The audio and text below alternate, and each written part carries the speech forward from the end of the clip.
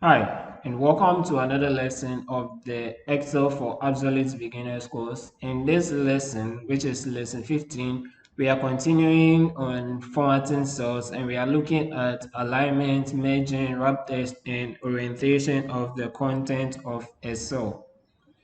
So an example in this case, let's begin with wrapping text. And what does it mean? When you take a look at the cell A1, which is containing my name at the moment, my full name unfortunately is longer than the width set for A. And that is where you have a problem. So wrap text basically is going to help us force the content of the cell into the exact width that there is in.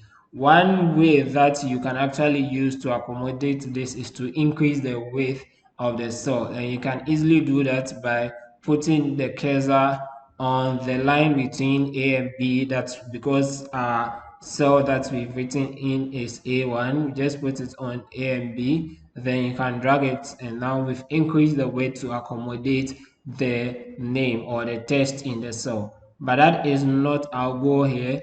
Our goal is that if you are given a fit width of cell and you need your content, you need to force your content to go into the cell. That is when the wrap test comes in. So it will force all the content to go into the same width and not increase the width of that cell. So to activate the wrap test is under the alignment group in the home tab. So this is wrap test. Just click on it, and as you can see, we still have the same width, but it has pushed the overflow test onto the next line. So it has created another line to keep it in there, and it's still in the same row. It didn't send it to row 2.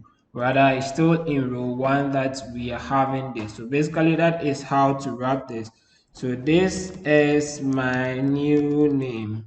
You see, it's longer than the cell. This cell is C3. If we want to wrap the content of this cell, then we go ahead and click on wrap test, and we have everything within the cell or the width that we have set. But as I told you earlier, we could actually be pushing to increase the size of the cell. So the width of the cell can actually be changed, but in situations where you don't want it to change, that is when you need to apply wrap test on your content.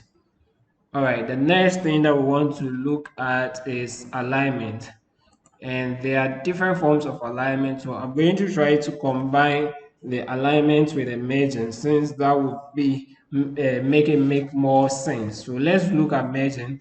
With merging, basically, if we have multiple cells, we can combine the cells into a single cell, and that is what merging implies.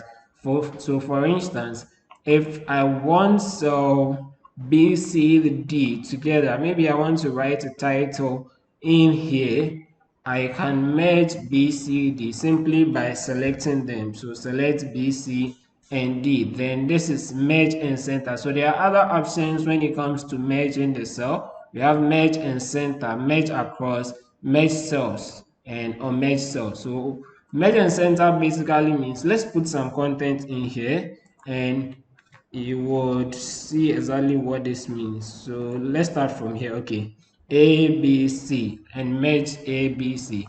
Merge and center merges all the 3 cells because I selected 3 cells, then put the content in the middle. So that is basically what merge and center is. Put the text in the middle. So let me undo that and select some more text. So select some more cells. So now I have 6 cells selected. Let's do merge and center, and we still have it merging the 6 cells together and putting the content in the cell. But you realize that it is not directly inside the middle, that is horizontal and vertical. So right now, horizontally, we have it in the middle, but vertically, it is not. It's rather at the bottom. And there is a reason for that. That is because of the alignment that has been chosen at the moment. So when you come to the alignment section, which is this part, we have this, the top ones being the vertical alignment, then the middle one or the down one being the horizontal alignment. So at the moment, the vertical alignment is at the bottom. So if I change it to the middle, you realize that it pushes the text to the middle. I can change it to the top as well. So vertical alignment, we have top, middle, or center, and bottom. So you can do any of these. Then with the horizontal one, we can do any of them, left, center, and right. So you can use any of these combinations. But when you are doing them, merge and center, if you want to merge any cells, then so let's unmerge these ones. Now, if we go ahead and select these ones and merge them again, because already our alignment is at middle, when we merge and center, it's going to center it in the middle. All right, let's look at the other forms of merging. And I've added this test here. We are looking at the next form of merging, which is merge across. Merge across basically means merge across the rows.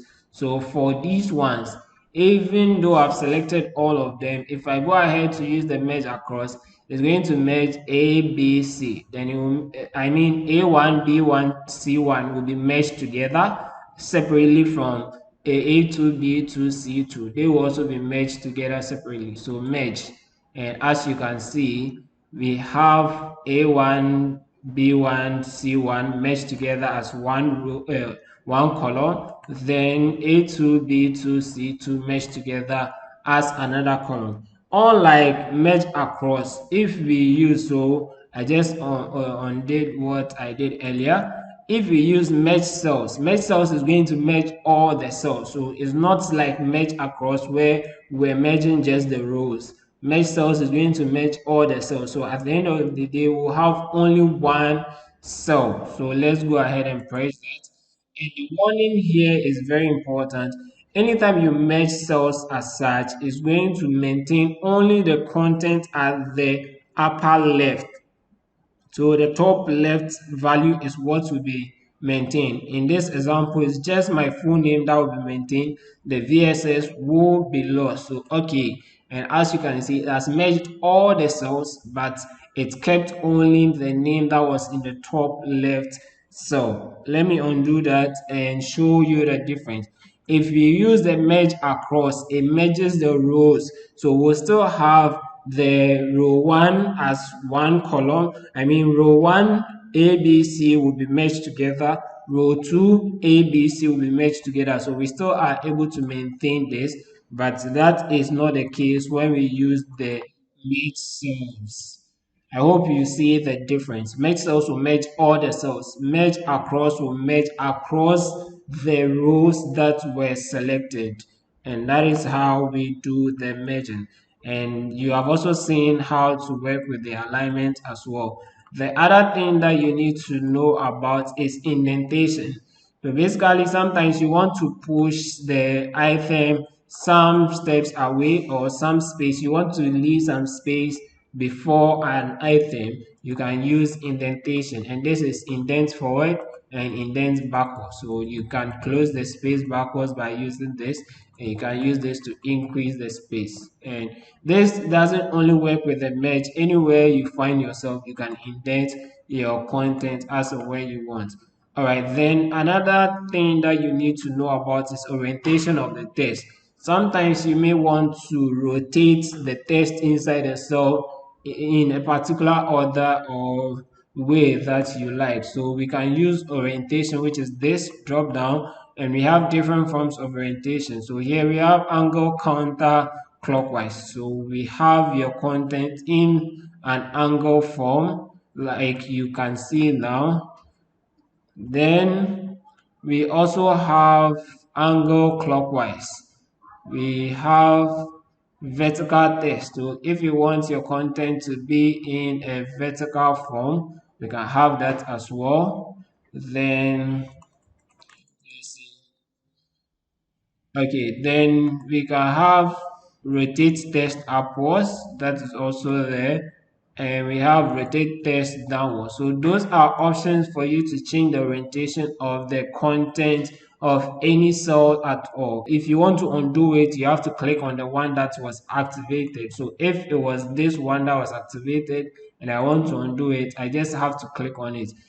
When you come here, you realize that the color beside the one that's active is different. It's a little light green. So this is what is activated right now. So click on it and it gets you back there. So these are various ways that you can format the text inside any cell in Excel. I hope you're enjoying the lesson so far, and I'll see you in the next lesson. Bye.